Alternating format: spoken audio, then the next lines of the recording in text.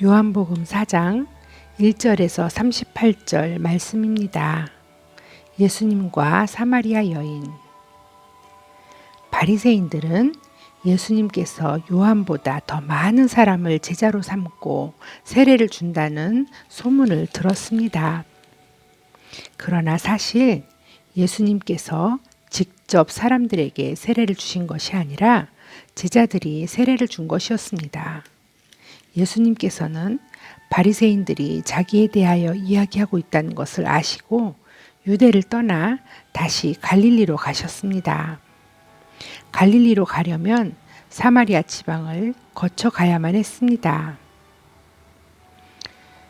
예수님께서는 사마리아에 있는 수가라는 마을로 들어가셨습니다.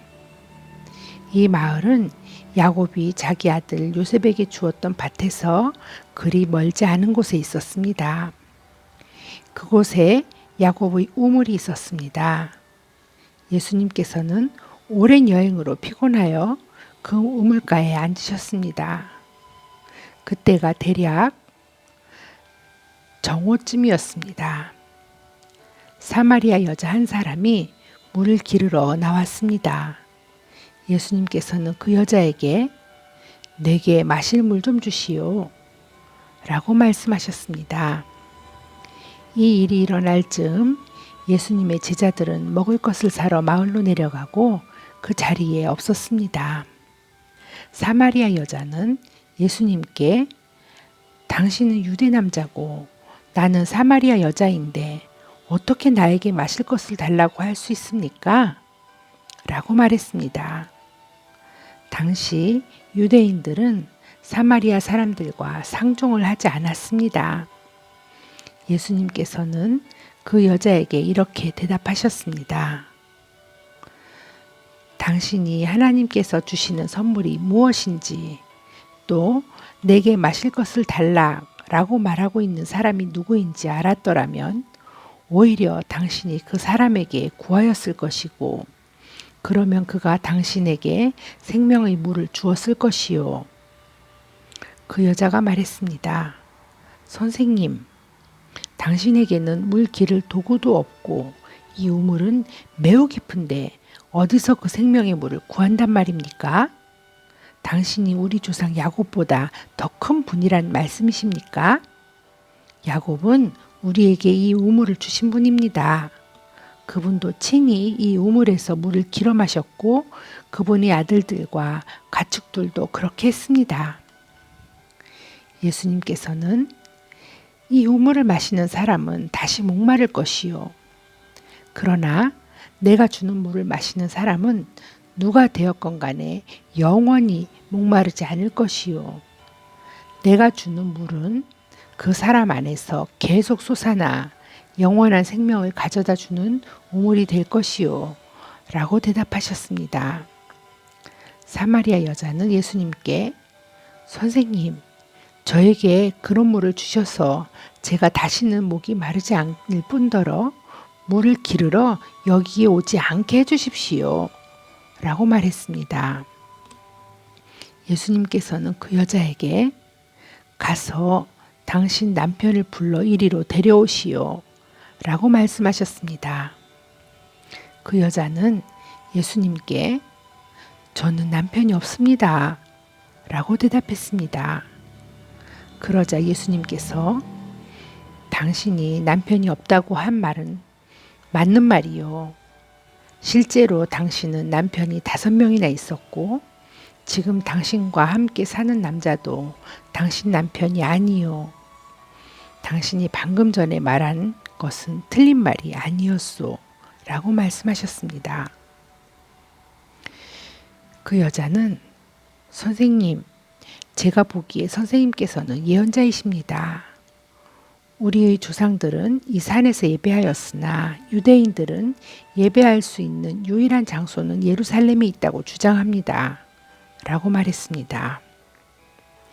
예수님께서 이렇게 말씀하셨습니다. 여인이여, 나를 믿으시오. 이 산에서도 아니고 예루살렘에서도 아닌 당신네들이 아버지께 예배할 때가 올 것이요. 사마리아 사람인 당신네들은 알지 못하는 것을 예배하나 우리 유대인들은 우리가 알고 있는 것을 예배하오. 그것은 구원이 유대인들로부터 나오기 때문이요. 그러나 참되게 예배하는 사람들이 영과 진리로 아버지께 예배할 때가 올 것인데 지금이 바로 그때요. 그리고 하나님께서는 이렇게 예배하는 사람들을 찾고 계시오. 하나님께서는 영이시기 때문에 하나님께 예배하는 사람들은 반드시 영과 진리로 예배해야만 하오. 그 여자는 그리스도라고 불리는 메시아가 오실 것이라는 사실을 알고 있었습니다. 그분이 오시면 우리에게 모든 것을 설명해 주실 것입니다. 라고 말했습니다. 그러자 예수님께서 여자에게 말씀하셨습니다. 지금 당신과 이야기하고 있는 내가 바로 그 메시아요. 바로 그때 예수님의 제자들이 마을에서 돌아왔습니다. 그들은 예수님께서 여자와 이야기하고 있는 것을 보고 무척 놀랐습니다. 그러나 아무도 선생님, 무엇을 구하고 계십니까? 라거나 선생님, 무슨 일로 그 여자와 이야기를 하고 계십니까? 라고 묻는 사람이 없었습니다. 그 여자는 물 항아리를 버려두고 마을로 돌아가 사람들에게 말했습니다. 여러분, 이리 와서 내 과거의 일을 다 말해준 사람을 한번 보세요. 이분이 메시아가 아닐까요? 그러자 사람들이 마을에서 나와 예수님께로 왔습니다. 그 사이에 제자들은 예수님께 선생님, 음식을 좀 드시지요. 라고 청했습니다. 그러나 예수님께서는 나에게는 너희들이 알지 못하는 먹을 음식이 있다. 라고 대답하셨습니다. 그러자 제자들은 자기들끼리 누가 예수님께 먹을 것을 갖다 드렸을까? 라고 말했습니다. 예수님께서 이들에게 말씀하셨습니다.